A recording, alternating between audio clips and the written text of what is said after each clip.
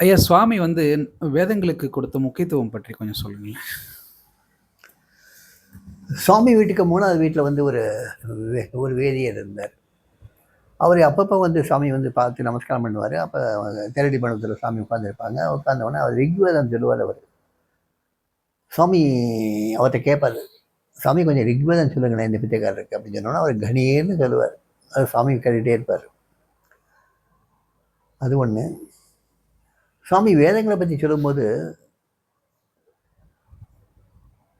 ஒரு டிவோட்டி வந்து ரொம்ப வருஷத்தோடு, சாமி எங்களுக்கெல்லாம் அந்த பாக்கியமே இல்லையே, இனிமேல் நாங்கள் வந்து சம்ஸ்கிருதம் கற்றுக்கிறதோ, இனிமேல் நாங்கள் வேதங்களை படிக்கிறதோ, சாஸ்திரங்களை படிக்கிறதோ எங்களால் முடியவே முடியாத சாமி.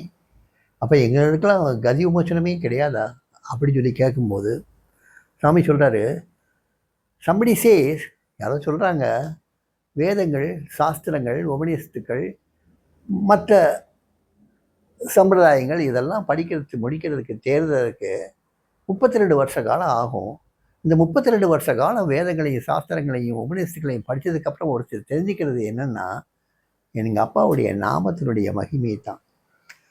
நம்ம அந்த நாமத்தை முதல்லதே சொல்லிவிடுவோமே, எதுக்கு 32 வருஷத்தை வேஸ்ட் பண்ணுவானே, நம்ம நாமத்தை முதல்லதே சொல்லிவிடுவோமே.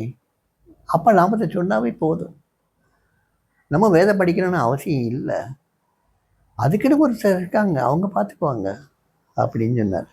இது போக ஆசிரமத்தில் வேத பாடசாலைன்னு ஒன்று ஆரம்பிக்க போகிறோம்னு சொன்னது வந்து ஒரு பேச்சு அடிபட்டுச்சு. அப்போ சுவாமி இருக்காங்க. அப்போ ஒரு பையன் வந்து அதை பார்த்துக்கிட்டு இருந்தான். அதுக்கு வேண்டிய அவன் தான் அதுக்கு இனிஷியேட் பண்ணது எல்லான்னு சொன்னாங்க. ஜெர்மனிலேருந்து அல்லான்னு ஒரு டிவோட்டி வந்திருந்தாப்புல. அமெரிக்காவிலேருந்து லீ லோசவிக்குன்னு ஒருத்தர் வந்திருந்தார். அப்போ சுவாமி வந்து லீ லோசவிக்கு அல்லான்னு அந்த பையன், அப்புறம் என்னையும் கூப்பிட்டு விட்டு, நீங்கள் 4 பேரும் போய் வேத பாடசாலையில் உட்காந்து பேசுங்க அப்படின்னு சொல்லி அனுப்பிச்சி வச்சார். நாங்கள் 4 பேரும் போனோம். போய் அங்கே போய் உட்கார்ந்த உடனே நான் தான் அந்த பையன்கிட்ட கேட்டேன், வேத பாடசாலைன்னு சொல்கிறேன், எந்த வேதத்தை வந்து நீ கற்றுக் கொடுக்க போகிறேன்னு சொல்லி கேட்ட உடனே, இல்லை நான் வேத பாடசாலை நடத்தணும்னு சொல்லலை, I want to research the வேதாஸ்னாப்புல. வேதங்களை ரிசர்ச் பண்ண போகிறீங்கன்னா எந்த வேதத்தை ரிசர்ச் பண்ண போகிறேன்னு கேட்டேன். 4 வேதங்களையும் நான் ரிசர்ச் பண்ண போகிறேன்னு சொல்லி சொன்னாப்புல.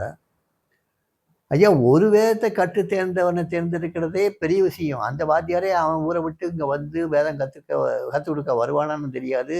நீ பண்ணக்கூடிய ரிசர்ச்சுக்கு வந்து உதவிகரமாக இங்கே இருந்து பண்ணுவானான்னு தெரியாது. நீ 4 வேதமும் தெரிஞ்சவன் இருக்கணும்னு சொன்னீங்கன்னா அதுக்கு வேண்டிய வாத்தியார்கள்லாம் இங்கே கிடைப்பாங்களான்னு தெரியாதே, உனக்கு யாருடைய பேராவது தெரியுமான்னு கேட்டேன். இல்லை, எனக்கு யார் பேரும் தெரியாது. சாமி கண்டிப்பாக அந்த பேர்லாம் தெரிஞ்சிருக்குமே, சாமிகிட்ட கேட்டியான்னு கேட்டேன். இல்லை, சாமிகிட்ட கேட்கவே இல்லைன்னாப்புல. சரியா, இதெல்லாம் வந்து ரிசர்ச் பண்ணி நீ என்ன செய்ய போகிறேன்னு கேட்டேன். ஐ வில் மார்க்கெட் இன் இந்த யூரோப் அப்படின்னாப்புல. நான் பேச்சை நிப்பாட்டிட்டேன். வேதங்களை வந்து ஆராய்ச்சி பண்ணி அதில் வரக்கூடிய ரிசல்ட்டை எடுத்து யூரோப்பில் போய் விற்க போகிறேன்னு சொன்னதுக்கப்புறம் அவர்கிட்ட பேசுறதுக்கு எனக்கு விஷயம் இருக்கிற மாதிரி தெரியல. வேதம் வந்து விற்பனைக்குரிய பொருளாக வந்து மாற்றுறதுக்கு சாமி ஒரு காலம் ஒப்ப மாட்டாருங்கிறது எனக்கு நல்லா தெரியும். அதனால் மௌனமாயிட்டேன். அதுக்கப்புறம் அந்த அமெரிக்கனும் ஜெர்மனும் சேர்ந்து எப்படி இந்த ஸ்டோரேஜ் பண்ணலாம், அப்போல்லாம் சிடி தான் வந்துருந்தது, ஹார்ட் டிஸ்க் வந்திருந்தது, அதில் எப்படி ஸ்டோரேஜ் பண்ணலாங்கிறத பற்றி பேசிக்கிட்டு இருந்தாங்க, விவரமாக பேசிக்கிட்டு இருந்தாங்க. நான் எதுலேயுமே கலந்துக்கல. அதுக்கப்புறம் வந்துட்டு மறுநாள் கேட்டேன், நீ சாமிகிட்ட சொன்னியான்னு கேட்டேன். நான் நடந்த பேச்சு விவரத்தை. இல்லை, சாமியும் கேட்கல, நானும் சொல்லலைன்னு சொன்னாப்புல. அதுக்கப்புறம் கொஞ்ச நாள் கழித்து அந்த பையனே காணாமல் போயிட்டான். வேத பாடசாலை ஆரம்பிக்கிறதுக்கு முந்தையே, புக்கு வாங்குறதுக்கு முந்தையே பிளாக்ஸ் பூரா வாங்கியாச்சு சில லட்சங்கள் கொடுத்து. அதுக்கப்புறம் புக்குகள் வாங்குறது சில லட்சங்கள் கொடுத்து புக்கு வாங்கியாச்சு. ஆனால் அதுக்கப்புறம் வேத பாடசாலை வந்தது ஒரு 10 வருஷம் கழித்து தான் வேத பாடசாலை வந்தது. ஆனால் வேதிக் ரிசர்ச் சென்டர் வரல. அந்த வேத பாடசாலையிலையும் அந்த டாக்குமெண்ட் எப்படி இருக்குன்னா, அந்த வேதங்கள் படிக்கிறது வந்து எல்லா ஜாதி சமயத்தினரும் படிக்கலான்னு வரும். அதில் அந்த டாக்குமெண்ட்டில் ஆண்கள், பெண்கள், குழந்தைகள் எந்த தேசத்தவர்னாலும் சரி, எந்த மதத்தவர்னாலும் சரி இந்த வேதங்களை படிக்கலான்னு அந்த டாக்குமெண்ட்லேயே எழுதியிருக்கும்.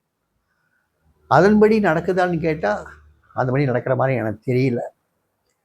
ஸோ வேதங்களை பற்றி சாமி சொன்னதுக்கும் இப்போ நடந்துகிட்டு இருக்கிறதுக்கும் ஏதாவது சம்மந்தம் இருக்குதாங்கிறது எனக்கு தெரியல.